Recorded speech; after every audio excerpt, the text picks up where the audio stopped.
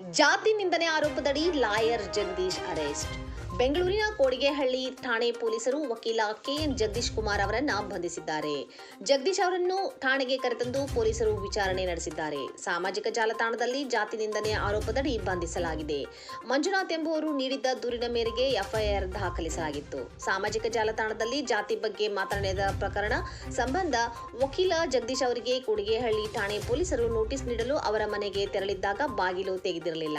ಹೀಗಾಗಿ ವಾಪಸ್ ಬಂದಿದ್ದರು. ಪೊಲೀಸರು ಮನೆಗೆ ಬಂದ ಬಗ್ಗೆ ಜಾಲತಾಣದಲ್ಲಿ ವಿಡಿಯೋ ಪೋಸ್ಟ್ ಮಾಡಿದ್ದ ಜಗದೀಶ್, ನಾನು ಮನೆಯಲ್ಲಿ ಇಲ್ಲದಿರುವಾಗ ಕೊಡಿಗೆಹಳ್ಳಿ ಪೊಲೀಸರು ಯಾವುದೇ ನೋಟಿಸ್ ನೀಡದೆ ಮನೆ ಬಳಿ ಬಂದಿದ್ದಾರೆ.